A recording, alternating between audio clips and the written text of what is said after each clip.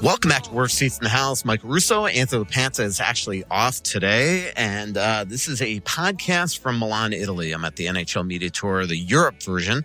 It's 6 months to the day of the gold medal game in the men's hockey tournament, and had a chance to sit down with a number of NHL players, several Olympic hopefuls and Olympic shoo-ins today.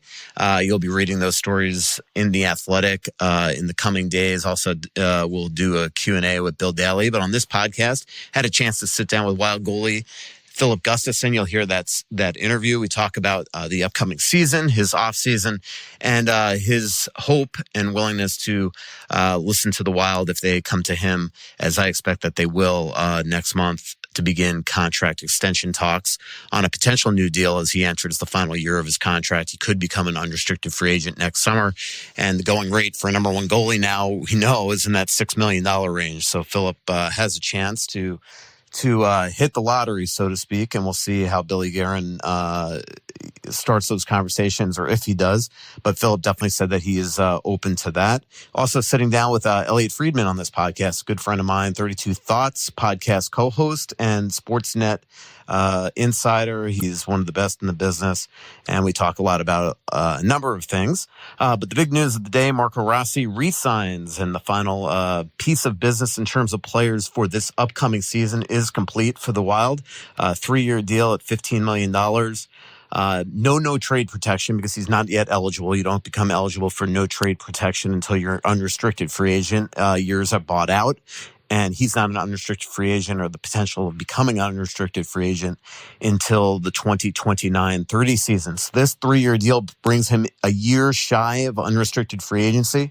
And the reason why this is a good compromise also for Marco is the salary structure. He gets $4 million the first year, $5 million the second year, and $6 million the third year. So that's what you negotiate off of.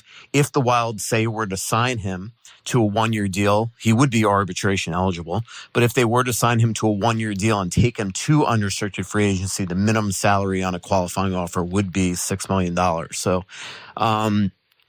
pretty good deal for, I know it's not exactly what Marco was hoping for, obviously, when they began this process, but Bill Guerin stuck to his guns. He came up in his bridge deal price. Originally, they offered a 2-year deal below $5 million. They add another year to it. They go to that $5 million number that originally they had on a 5-year term. And Marco comes down in his ask on a bridge deal, and he gets his contract. And it's a good contract. Let's be honest. It's $5 million a year. It's a significant raise from what he had been making. And if you just look at the Wild roster, he is going to have a great chance to continue to be in the top 6 for the foreseeable future. And that obviously will depend on acquisitions. It'll depend if some of their prospects like Riley Heidt and Danila Yurov and some of these guys pop. But Marco, as he said, is ready to put this all behind him. He's excited to get back to, quote, mini. I was very excited to hear that with the boys. And as Bill Guerin said today, he feels that Marco is just scratching the surface of becoming a real top player in the league. So good deal for Marco. That saga is complete for now. And then next order of business for the Wild is to continue to try to get Kirill Kaprizov extended. Bill Guerin had no updates on that situation today. As I've been saying on the last couple shows, things continue to be status quo there. Bill is waiting for Kirill to get back into the United States, get back to Minnesota, and they can meet face-to-face and go over different things in what a potential contract extension could look like. The Wild are offering him, I believe, in the 8-year range at $15 million plus. We'll see if that's something that could sway Kirill, or if he might want to go on a shorter term. We'll see where this goes. The one piece of business that I will say in my sit down with Bill Daly today, and I've been alluding to this in a lot of my articles the last couple months, is with the new collective bargaining agreement, they come down in term limits. And what the Wild were hoping for is that next July 1, because now other teams could only sign an unrestricted free agent to a max term of 6 years, that would be a huge selling point to Kirill, is that he could make a ton more money here in Minnesota if he signed an 8-year term. Bill said that there are transition rules, implementation rules on how the new CBA will go into effect. But here's the problem. The new CBA technically doesn't start until mid-September of 2026. unrestricted free agency for Kirill Kaprizov could potentially be July 1, 2026. So what the Wild are hoping for is that 6-year max term limit that another team could sign Kirill to if he is not traded would go into effect on July 1. But Bill made that in my Q&A with him, he kind of hints that is being looked at right now. And I know that the players met and discussed the CBA yesterday with the Players Association, but that the implementation rules are essentially being negotiated and finalized. Well, Elliot Friedman is going to report that on not in this podcast, but on his podcast, I believe that what he is hearing is that the July 1 of next year, it's still going to be under this collective bargaining agreement rules, which means that Kirill technically would be allowed to sign a 7-year max term with another team. That obviously is one thing the Wild were not hoping for, because that would have been a big point of leverage for them.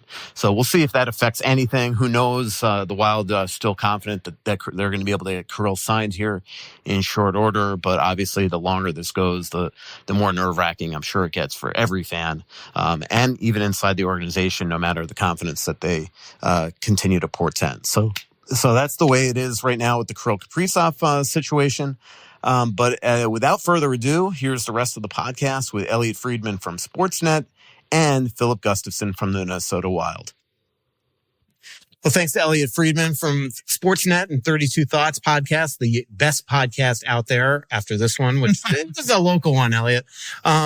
But we're coming to you from Milan. And Elliot, I'll already tell you that right now, me writing little one-liners on the back of a packet is the most prep I've ever done for this podcast. So usually I just riff, but I have a couple topics here to get to. But it's the summer. Yeah, exactly. You're not supposed to do prep. Exactly. I never prep. But I was happy to do 32 Thoughts during the Four Nations tournament with you. And man, it was the first time that I'm like, I actually know topics that we're going to talk about. I was able to prepare a little bit.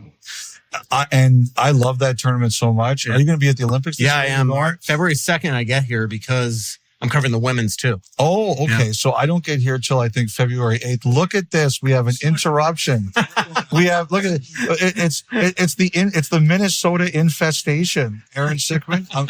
Elliot Friedman. Yeah. So the Wild were nice enough to send Aaron Sickman along here. Yeah. So, nice. I wanted to say that when PJ Stock met my wife, he said, "Did you rescue her from a burning building?" And I see Aaron Sickman and his wife, and I want to ask him the same question. So Aaron, as most of you know by the name Sicky, how many times I mentioned him, that's the Wild PR guy that actually, he's over here to usher Gustafsson around, who you'll also hear on this podcast. I'm sitting down with him on Friday for 30 minutes. But Elliot, first of all, I mean, what an off season you had, just paying attention to your lovely wife's Instagram. It was my favorite. I love following her because I get to see the like edited version of what Elliot's like in the off season. A lot of concerts. Yeah. So first of all, my wife is Serve It Up staff, so I feel I should plug her. I'll tell you this, that, I'm really happy that that's starting to take off a little bit. When we were at the Stanley Cup final this year, one of the ushers at the rink in Edmonton at Rogers Arena said that I recently made the risotto that my wife makes. I don't even know what the name of it is. So I was really happy about that. But yes, we saw Coldplay with my wife. I feel like I should say I saw Coldplay. We saw Back with the Toronto Symphony Orchestra. We saw Katy Perry, and we're going to see Oasis and The Who. And so my son, he plays piano and he plays the drums. So he's a big musician. He hates sports. He can't stand them. So he likes he's a musician. So that's where we kind of spend our disposable income on is concerts. Right. When he's good, he gets rewarded with that. Was Mumford and Sons this summer? You saw that? I remember seeing that. That's right. That was when I was away at the Stanley Cup final. Okay. So they saw Mumford and Sons. Yes. Okay, yeah. So there you go. I follow her and didn't even realize I was with you at the time. Yes. So that's his reward, his concert. So my story on Oasis, and people could Google this to tell to fact check this, but they were playing at the West Palm Beach Auditorium literally 2 or 3 days after the meltdown on SNL where Liam and Really? Yeah. Noah. Liam and Noah had the meltdown on there. And I remember everybody thought that this thing might have been like concocted and staged and they weren't really fighting on there. And next thing you know, 3 days later, I'm listening to the radio in West Palm Beach and I find out that the concert has been canceled. So I never got to see Oasis and it was all because of this rift that they had on the SNL stage. Wow. I didn't know that. We're talking like in the 1990s. So, by the way, Elliot is working on a major scoop that we could talk about in a little bit because by the time this pod comes out, he'll have already broken it.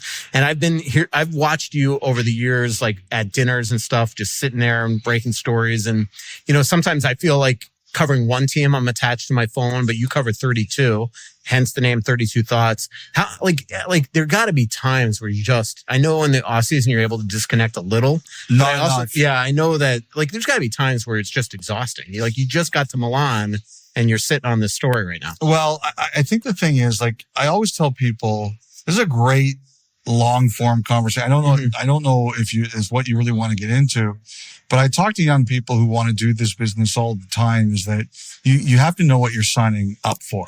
Like I always say, I knew the rules going in. And in the summer, I do try to detach myself. Like I hadn't tweeted in about a week and a bit. And then, the information came about Pittsburgh potentially getting sold. And, the one thing is, like, I really believe this. If someone's going to call you with a tip, do you like say, I'm sorry, I'm not interested? Like it's funny. Like there was one time, I think it was last year. July 1st happened. And then on like July 3rd, I broke a story about a guy. It was not a big name, but like a smaller player, getting a contract. And someone sent me a note, like, it's July 3rd. Like, why are you doing this? It's not even the biggest name. And I said, look, if I call people this, you're the same way. We bug people all the time. Yep. If they're going to pick up the phone and call you and say, hey, I've got this for you, you're never going to say to them, hey, that's not good enough for me. Like, you do it. And also too, like, it is funny because I met the father of a player once and he said, like, it made our family's day that you actually reported on something with our son, right, who was not signing an NHL only contract at the time. So, you know what? Honestly, I just say, like, if someone's going to call me with a tip, I'm going to treat that tip like it matters. Yeah. That's the way. I've told this story before on the podcast, but the one thing about your 32 Thoughts podcast, your blog that you do is, like, all of us writers, like, actually sit there and, like, when it comes out, we skim it real quick to see if there's anything on the team that we cover, because we know that a lot of times that you will get it first. And there was a time I was sitting with Tracy Myers, who is here for NHL.com, but at that point she was working in Chicago, at CSN, the old CSN. And we were having dinner, she and I together at Delmonico's in Vegas, and 32 Thoughts came out. This is during the 2018, like, that was the Hossa one. Yes. Yeah. So 2018, we're all in Vegas covering the NHL awards and the expansion draft and all that stuff. And so she and I, after they had this big, like, presentation of what the new jerseys, remember it was a Reebok had the new jerseys. We go to Delmonico's together and I'm like, hey, 32 Thoughts just came out. Let me just real quick, like, look through it. And I looked through it and she goes, anything on the Blackhawks? I'm like, yeah, there was something at the top, but I skimmed past it. And then she opens it and her entire night was ruined. You reported that Hossa was retiring, and I'm having dinner with her at this, like, fancy steakhouse in Vegas, and it skipped right by it because I was looking for wild stuff. Yeah. I felt bad when you told me that story. I'm not here to ruin anybody else's existence. I felt terrible about it. Well, the reality is, though, about one thing about your job is that when you put out a tweet, suddenly 4 or 5 hockey writers suddenly have to go to work. I mean, you're sitting on one today that you're going to put out the tweet and go upstairs and, enjoy your night, and you're going to ruin the night of or day of some people overseas or back in the United States. Well, I should say, like, I'm not sitting on it for any reason other than I'm just not 100% sure what I have here. So, right. Like, I've made mistakes before. We all have. And you just want to make sure you've got what you've got. Yeah. Yes. So, all right, let's talk about the Penguins, Elliot. The one scoop that you had the other day is that they're being sold, that Fenway is finally real quick out. Yeah. You know, for somebody that's covered Craig Leopold since 2008, this is a quick ownership. They're getting out of the hockey business. I know Mario Lemieux was trying to sort of get back in, but clearly it's not being sold to his group. No, it's, I just heard, there was a report today, like these things, as you know, Michael, like it's all semantics, right? Like I saw a report today that Lemieux's group had made an offer. Somebody had told me they kind of talked about something, but it wasn't close to where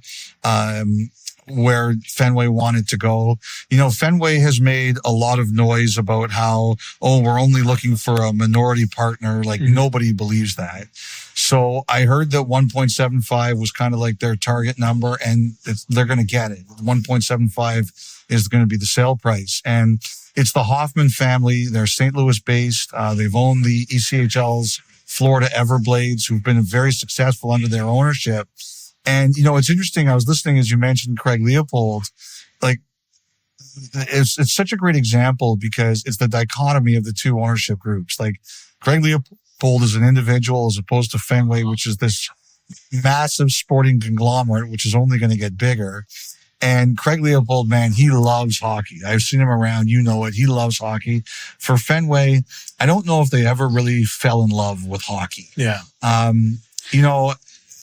One of the things I think about Ron Hextall was when he was hired, and he's never told this to me, but I've now heard this from a lot of people, is that he was kind of told, you're going to have to start over again. Yeah.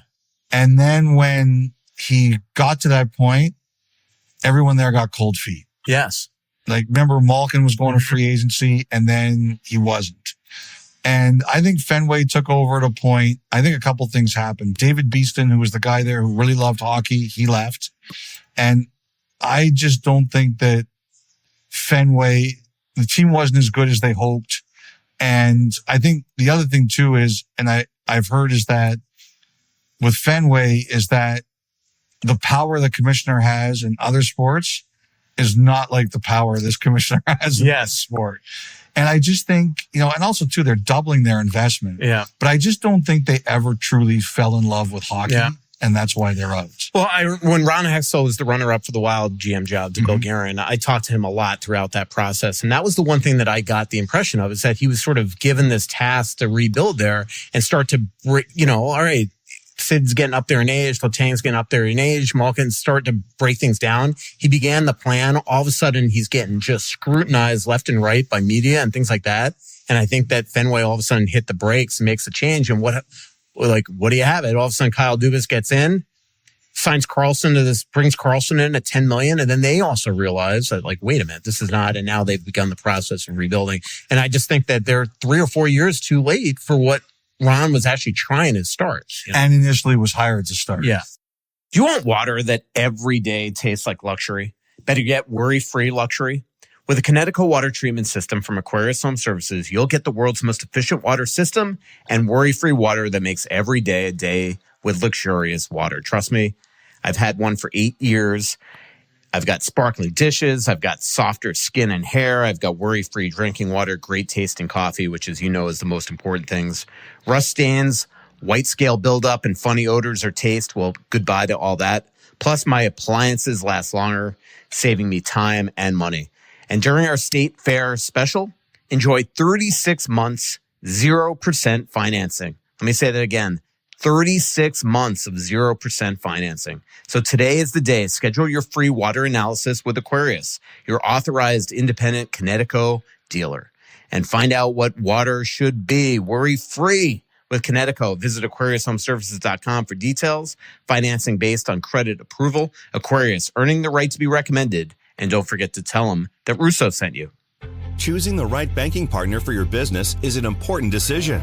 Royal Credit Union supports your business needs now and into the future with flexible checking account options and digital tools to help streamline your business operations. Royal also helps take your business further with treasury management services, including ACH, sweeps, and positive pay. Choose Royal Credit Union for business checking. Get started at rcu.org/Royal Choice. Insured by NCUA.